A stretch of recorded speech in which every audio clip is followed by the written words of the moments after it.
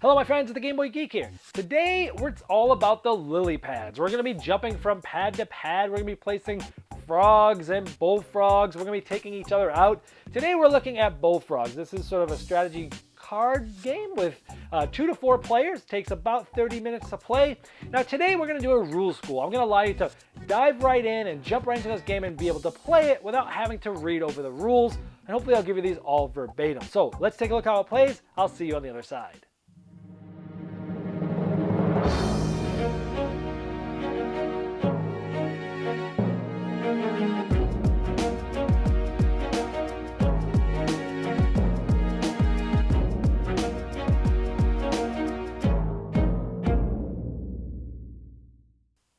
In Bullfrogs, you'll be selecting lily pad cards from your hand and playing them out on the board adjacent to other cards.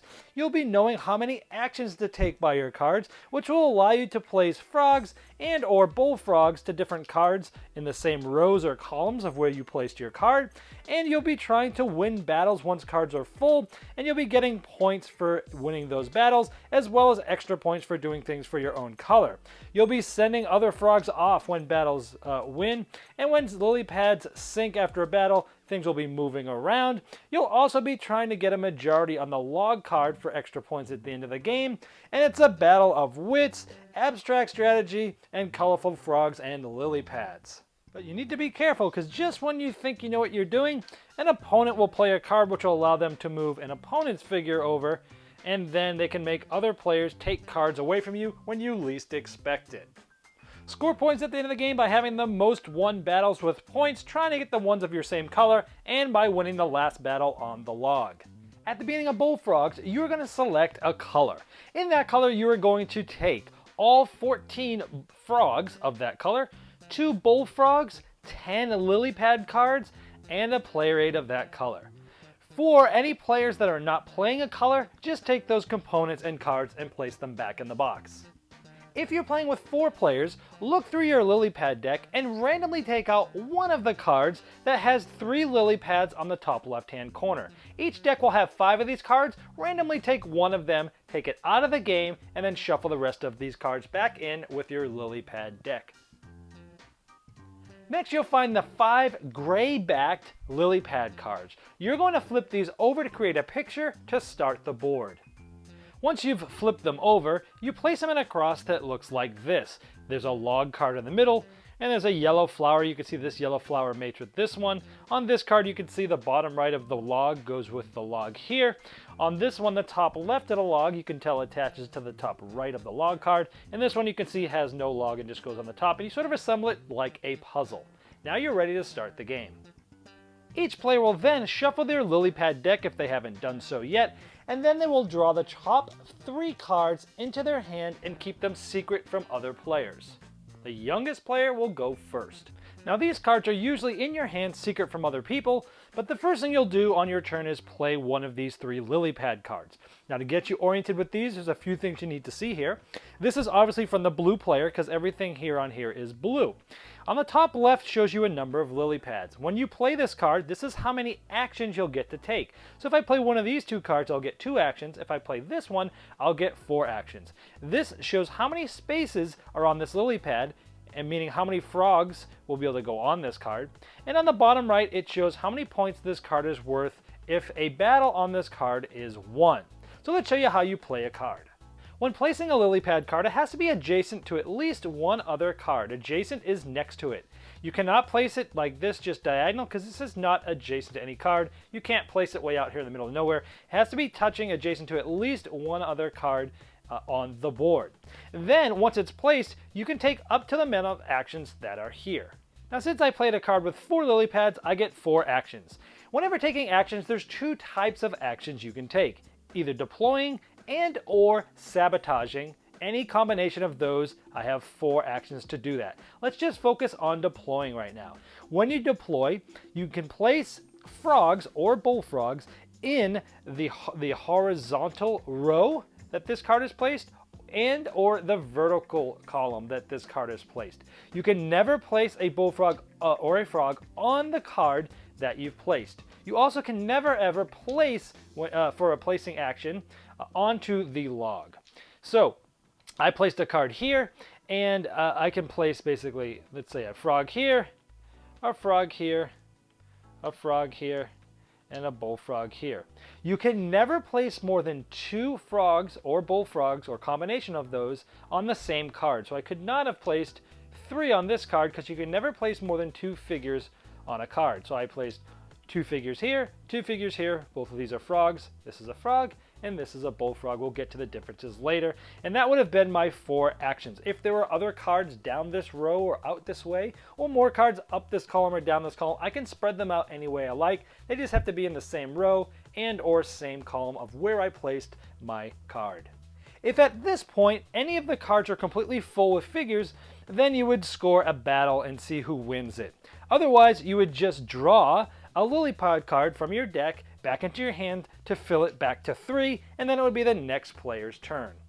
Now I fast forwarded just a little bit through a few turns. Now let's say it's the yellow player's turn and they are placing this card here. They have 2 actions. Let's say they still use 2 deploy actions. Since this is in a horizontal row, they can add 2 frogs here. And when this happens, we see that these are all full. At this point, a battle ensues. Each frog is worth 1. If there was a bullfrog on here, this one would be worth 2 by itself. But since it's not, the bullfrogs are worth 2, the regular frogs are worth 1. The yellow player wins this 2-1. If multiple cards had battles right now, the active player would decide which order those would happen. Since this is the only one, let's just resolve this battle now. Since the yellow player won, he's going to end up getting this card, and this lily pad is going to sink out of the game and go into the yellow player's scorecards for 3 points towards the end of the game. Now what happens is certain things happen. These frogs are going to move out. Starting with the frogs from losing players, each of these frogs from losing players is going to move to an adjacent card as long as there's an open spot. Now each card is only going to get up to 1 frog this turn. So this blue frog I can place, since I was the active player, can place this blue frog here, or I can place it here. Either way, it's sort of going to hurt the red player, but let's go ahead and move it over here. Now, because this card has not been moved to yet, and there's no other losing frogs, we would then look to see if there are any bullfrogs from the losing players. If not, we then look for frogs of the winning players, which is me. This is going to go here. And if this frog was gone, we would look for bullfrogs of the winning player. So it always goes frogs from the losing players, bullfrogs from the losing players, frogs from the winning player, bullfrogs from the winning player, in that order. Knowing that there can only be at max 1 figure moving to an adjacent card, once that's done, you can't move anymore. So the most figures that will move off a card at the end of a battle is 4. 1 up, 1 right, 1 left, 1 down. In this case, since there are no cards left and down, there are only 2 cards, the most figures that we're going to move of this are 1. These cards, the figures that are left here, the frogs or bullfrogs, will then go back to the owner's pile, and this would go to the winner. So this card, for 3 points, would go to the yellow player because they won that battle. Let's say a few more turns went by, and the red player plays this card here. They get 2 actions. Now let's say they're going to do a deploy action here, and they're going to place 1 and 2. Now this is full, and this battle will happen, and red wins this 3-2. This is interesting because now the red player wins this, and again he has to first throw off the opponent's frogs onto adjacent cards, only 1 at a time. So this one he picks to go here, this one he picks to go here. There's no card at the bottom, so 1 more frog has to go here. It's just mine, so I will place this here. This will also start another battle. Red has won this, so this is 2, 3, 4 versus 2 versus 1. Now notice that this lily pad card, since the battle is done, is going to sink. These would be returned to the owner, and this lily pad would sink, and it would go into that the red player's pile. It'd be worth 5 points, and you're also trying to get cards of your same color. The red player won this, it's his own color. This will also be worth another point at the end of the game. More on that at the endgame scoring section. But now this battle ensues, and we have the bullfrog, which is 2, 3, 4 versus these, so red's gonna win this one as well. So what's gonna happen here is we have to throw off the opponent's frogs first.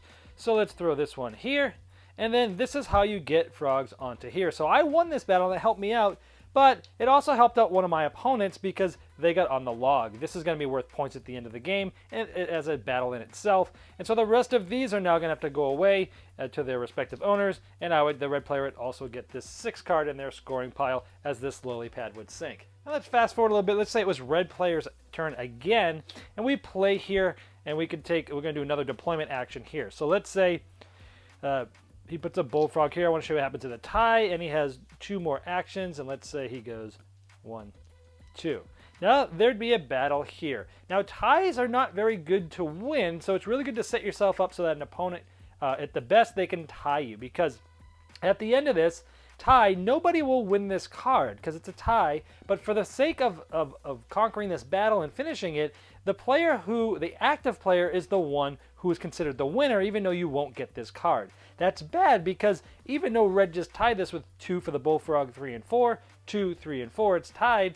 This player, the active player, is thought of as being the winner, even though they won't get this card, so they have to throw these other frogs off first, which is bad. Mostly bad because they'll put maybe a blue guy here, a blue guy here, a blue guy here, and then I could actually throw my bullfrog off to the log. So it wasn't terrible because I did get somebody here, but at the same time I missed out on these 6 points, which is not that good, and because we've pushed them all away, this lily pad would sink, and since nobody won it, since it was tied, that would go back discarded, and these would go back to the supply for the red player. Now, anytime there's a card that is no longer adjacent to another card, like right here, it's diagonal, it's not adjacent, the active player gets to put it adjacent. They could place it here, they could place it here, they could place it down here. You can essentially move the card around to make it adjacent to the way that you like.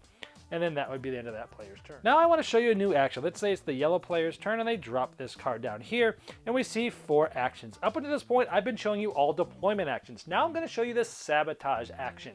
Now when you have 4 actions, you can split them any way you see fit. You could do all of them as sabotage, all of them as deployment, or split it any way you see fit. So with these 4, what I'm going to do is first sabotage. Sabotaging allows me to take any opponent's frog on any row and column that is not on the log card, because these guys can never be sabotaged, and I can move them, make them jump adjacent. So here's the yellow, I put this here, I can take this blue frog and make him jump adjacent. That's one sabotage action.